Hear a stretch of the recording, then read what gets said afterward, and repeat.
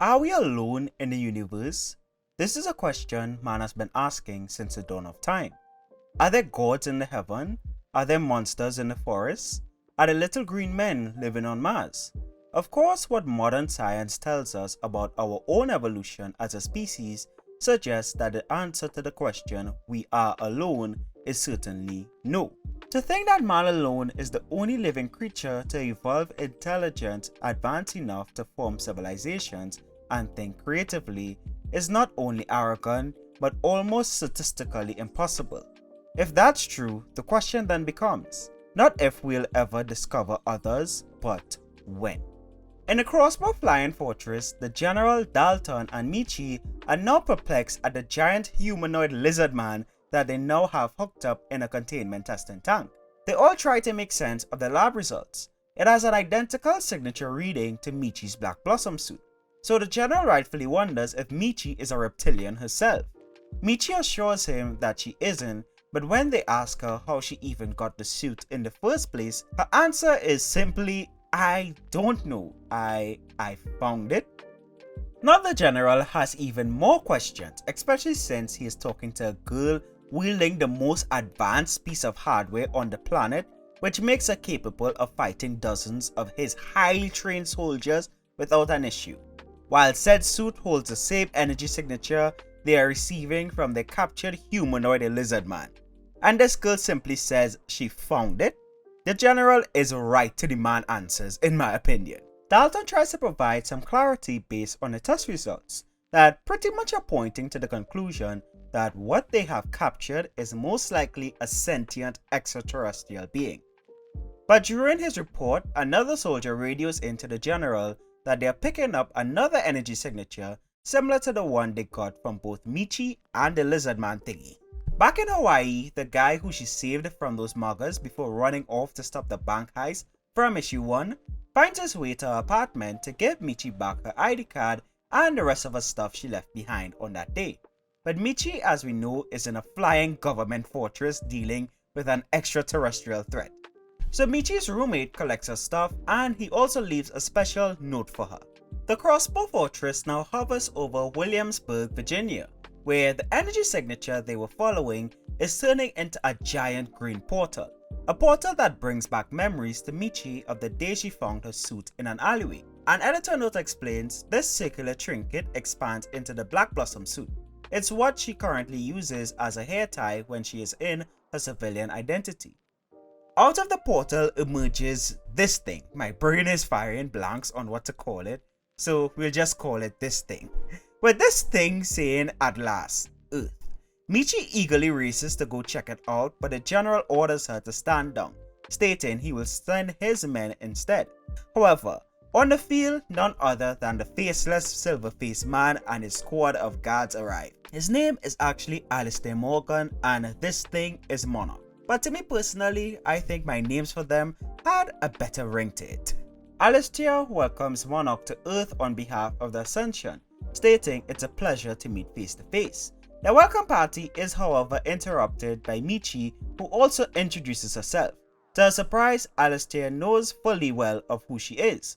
I knew our paths would cross at some juncture. I just didn't imagine it would be soon. Michi, with all weapons pointed at her, responds with what I'll just sum up to be, I don't know, a Michi response is the best way to put it. If you read the comic, you'll get what I mean. Monarch confused asks Alistair what matter of being is this interloper? Why does it possess the tool?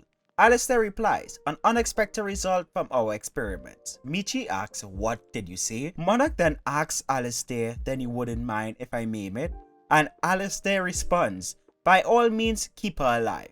I'll be in the car when you're done. A response that leads to an absolute brawl between Monarch and Michi.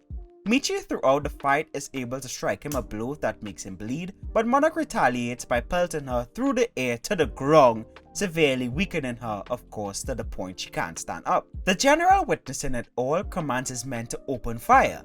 If it can do that to the Black Blossom, there's no telling what else it's capable of. As the crossbow soldiers open fire, so too does Alistair's men, who escapes the scene via a helicopter evac, with Monarch holding an unconscious Michi. The issue ends with a crossbow soldier telling the General over radio They've taken Black Blossom. I repeat, they've taken Black Blossom.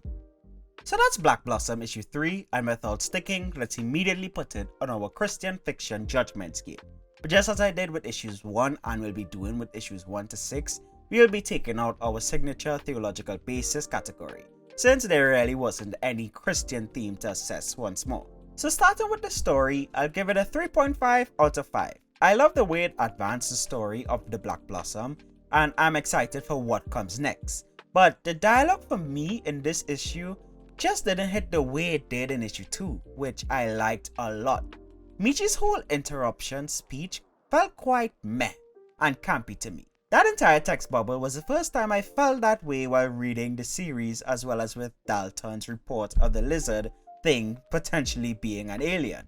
And mind you, this is a comic about a 22-year-old woman who is in possession of a highly advanced tech suit who has a fear of lizards, saying things like "kill it with fire," "call me when you put it in a cage," and having the awkward "yes dad, your daughter goes on dates" style conversations.